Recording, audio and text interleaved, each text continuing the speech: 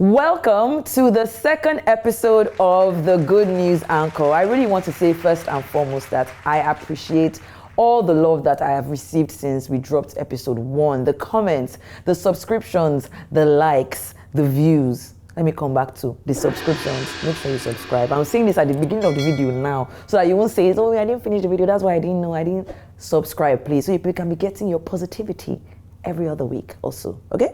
I promise I am going to make it worth your while. Well, welcome to the show. I'm Shaitan Atigari, and I am the Good News Anchor. And as is the norm, I'll be bringing you all the good stories from Nigeria and the African continent. On the show today, the headlines: Dr. Julius K. That's a name that you should remember, and I'll tell you why very shortly. Luth performs the first bone marrow transplant. Nigerian doctors are making waves locally and internationally. The Olu of Warri launches Elevate Africa, and NDLEA rules in support of gender equality. We'll get into all the details right after this.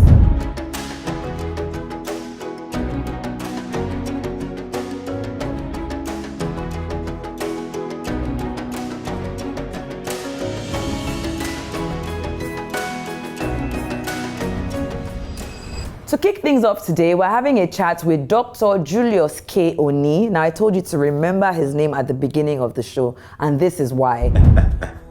Well, 6 weeks ago, I relocated from the US to Nigeria. I took a leave of absence from my job at Johns Hopkins, sold my house, sold my cars, packed my bags alongside my lovely wife and beautiful children, and moved after 25 years of living in the USA. He's a hip and knee replacement surgeon who took what many of us would call a crazy leap and reversed jackpot from the US to Nigeria to provide access to musculoskeletal care for Nigerians, and he successfully set it up.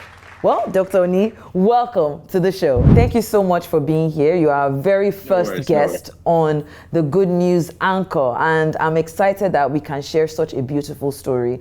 Not something that you see quite often, but before we get into that, Dr. Julius K. Oni, what does the K stand for?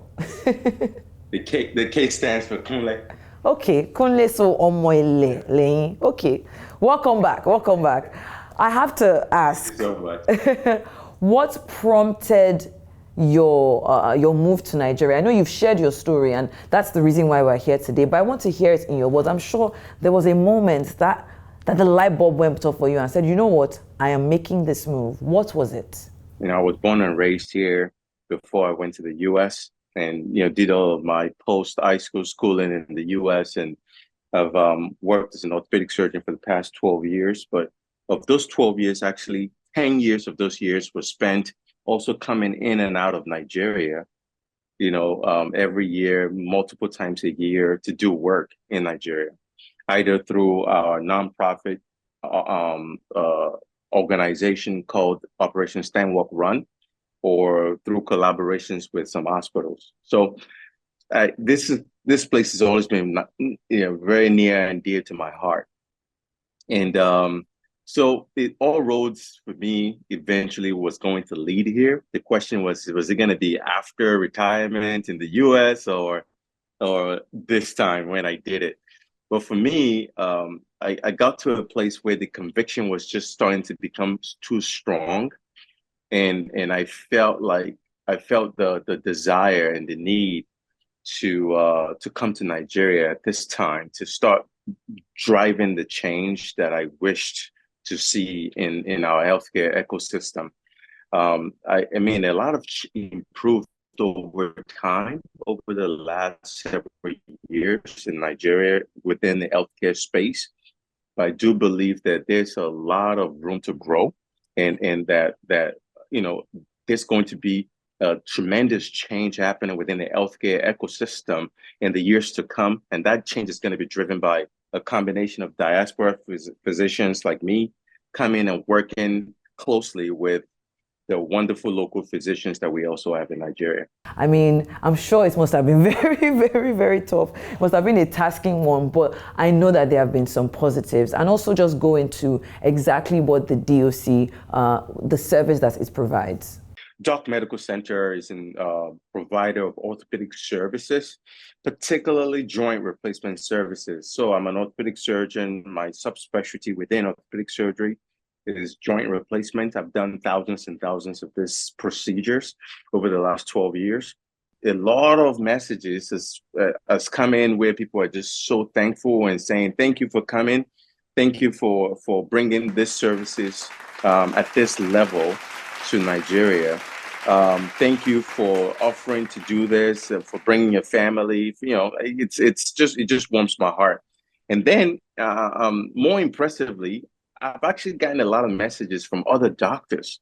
What that just tells me is that there's a fire burning in the hearts of many, many healthcare professionals throughout the world of Nigerian origin for this country. And if given the right opportunity to practice at the top of their skill, if given the right opportunity to bring their skill to bear, they will also do the same thing. So I'm not unique in my desires to come and make a difference in our country.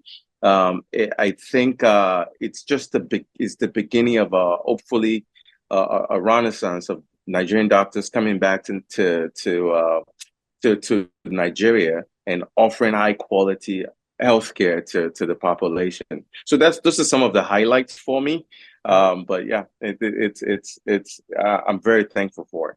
I'm very grateful for you because you have definitely sparked a match. I didn't even think about what your move could possibly do for other doctors who are probably wondering what it must be like, because the narrative out there about Africa and of course Nigerian countries can be a bit negative. So thank you for that. And before I let you go, my last question, because you have spoken about, how important it was for you to make this move. But coming from a system like the American, medical system that works the way it does to the Nigerian medical system, what is it about the healthcare there that you would like to bring? At least one thing that you would like to adopt here in Nigeria as you continue this amazing journey of yours? I mean, there are people already doing total joint replacements in the country. So, but one of the things, to more directly answer your question, that I would love to really drive here is one, leveraging technology to do these surgeries, right? Because with technology, we are able to get it right a lot better. We're able to do this surgery a lot more reproducibly. I do believe that leveraging technology, leveraging some new techniques, instead of doing large incisions, maybe doing minimally invasive incisions, leveraging new ways of doing rehabilitation where we're able to get people up and moving faster even after these surgeries. And then in many ways, I also am trying to bring in some of the focus in the Americas on data, like data-driven solutions. So we are looking at some of the data to see what we are able to publish about like joint replacements or the like musculoskeletal care in Nigeria. So the research aspects of what we do, because if we don't know what the scale of the problem is, then it's tough to figure out what the solutions are going to be. And then in addition to that, I mean, I'm doing a fellowship.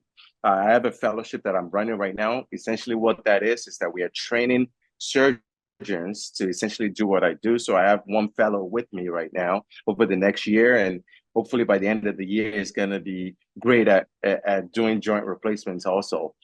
I have a once a month free clinic at the OAC hospital where we are trying to serve and solve the problem also for indigent patients and patients who are not able to afford the things that I do. So doing everything possible to try to solve it for the greatest number of people in the society, knowing that I can't do it all, but trying to do the best that I can and, taking it one patient at a time with the hope that ultimately we can drive significant change that way.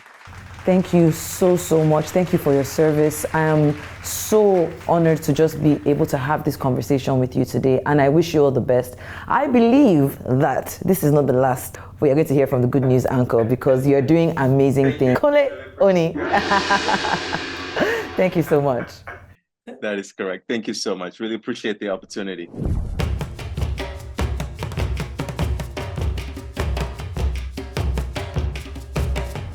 And onto our good news stories for the day, starting with Lagos University Teaching Hospital, popularly known as LUTH, which has achieved a groundbreaking medical feat, successfully completing Nigeria's first bone marrow transplant. The breakthrough surgery highlights LUTH's growing capacity to provide advanced treatments for complex conditions. Now, with Nigeria bearing the world's highest burden of sickle cell disease, an estimated 150,000 children are born with sickle cell disease annually. This achievement marks a significant turning point and signals a brighter future for patients and families affected by this disease. That is massive. Congratulations, Luke. Still in medicine, Nigerian dermatologist Dr. Olufolakemi Adefe. Oh, look at that name. Very nice. It's giving Yoruba rich auntie, but let me focus, okay? Dr. Folakemi has been awarded a 25,000 euro research grant to combat discrimination against people with albinism. If you think about it, a lot of Nigerians or Africans were born into this already existing stigma around albinism, and probably even carried on to tease a few albinos when we were younger. Think about it. For no reason, you just see an albino and you think, oh, the next thing is to make a funny joke. No, it's not funny. So this reorientation actually, is highly necessary.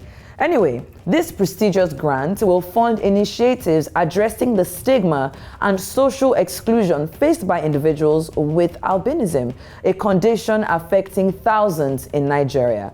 Dr. Ko Adefe's research also aims to improve healthcare outcomes, promote inclusivity, and challenge harmful societal attitudes. Congratulations, Dr. Ko. You are doing well.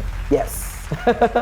People were saying when I said this show, Shaitan, where will you find good news? I'm telling you, if you seek, you will find. Okay? But let's leave medicine now. Let's talk about something else that caught my eye this week.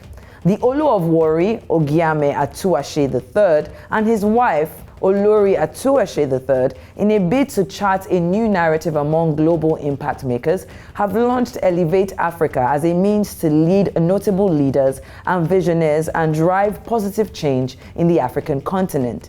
According to a statement endorsed by the royal couple, they noted that the Elevate Africa initiative was designed to showcase Africa's potential and create a platform where African voices can lead the conversation on their own development. Among the distinguished speakers were Mayor Jalen Smith of Arkansas from the USA, Her Excellency Joel Taylor, the former Vice President of Liberia, and Lord Fabrice Brad Rulinda, who is the Mayor of Entebbe. But what also caught my eye were the creatives like Vuzi Tembekweyo, who is known for his popular entrepreneurship videos on Instagram. He's also an author and businessman. And even Governor Sanwo-Olu was in attendance. Sanwo-Olu, don't forget, we're still waiting for you to allow workers in Lagos State to have 3 days, if not 4. But Stephanie Busari was also there. She's an editor at CNN Africa, and she was served as one of the moderators. Being there and seeing the caliber of people that were in attendance, from, presidents to ex-presidents to traditional leaders to creatives like Davido and even Tenny the Entertainer, everybody was there. Even my colleagues at Arise News, Ayo Mairo Ese and Rotus Odiri were live at Elevate Africa. But as the journalist that I am, I can't just let this story go like that, okay? I have to say at this point that when we have these kind of events, it's fantastic, it's good news, that's why it's on this platform. But it's very important that we are able to move away from just having conversations to actually facilitating steps that would ensure that these conversations actually lead to the development. Fine, everybody came and they were talking, so great, but we have to see results. As of the time this episode comes out, I will be in Algeria covering the Canex event that is sponsored by Afrexim Bank. Now, Afrexim is one company that I can say for a fact, they do and they talk the talk, right? And they're able to do that. And I've been to a lot of these events. We don't want a situation where we just talk all the time and it doesn't lead to anything. Now, in these kinds of situations, we want it to be that people actually know. And not just about people knowing about it, it's about also breaking the bottlenecks that exist Fine, we have these companies that have these big amounts of money that they want to give, like the big brother, okay, to support your younger one. But there has to be a balance. So one, yes, events, great. Two, conversation, fantastic. Three, facilitating the steps. No nepotism, no holding back, making sure that the people that actually need it get it. So I'm very psyched, very pumped, because the Olu of Warri is someone who is a traditional leader. And, you know, the trust deficit between the Nigerian government and the people has waned over the last couple of years. But this is someone that I know and I believe that the Nigerian people trust. So if him and his beautiful wife are saying that this is something we have to do, I agree. But let's make sure that those benefactors actually get it. I know I went on a bit of a tangent. Like I told you, you never know what to expect on the Good News Anchor. But let's move on now to our last story. The National Drug Law Enforcement Agency, known as NDLEA, has abolished the requirement for married women to obtain a letter of approval from their husbands for visa clearance. Man, women are really suffered though. Because why did this even exist in the first place? Well, we thank God we are here now. That's good news. The director of the NDLEA's media, Femi Babafemi, confirmed the policy change, stating that the requirement was never mandatory and has been removed. I don't care what you say, it should have never been there in the first place. The agency introduced the requirements due to ugly developments in source countries, but has since updated its policy to promote gender equality. Better late than never, right? Well, that brings us to the end of this episode today. I think a round of applause for medical practitioners is necessary here. Thank you for carrying today's show on your back. Thank you guys for sticking with me till the very end. If you are new here, and also if you haven't, please keep up with us, the Good News Anchor, across all socials. I'm talking Instagram, I'm talking X, I'm talking Facebook, I'm talking TikTok. And of course, don't forget to share, subscribe, and leave a comment if you have one. We love feedback over here. See you soon. Goodbye.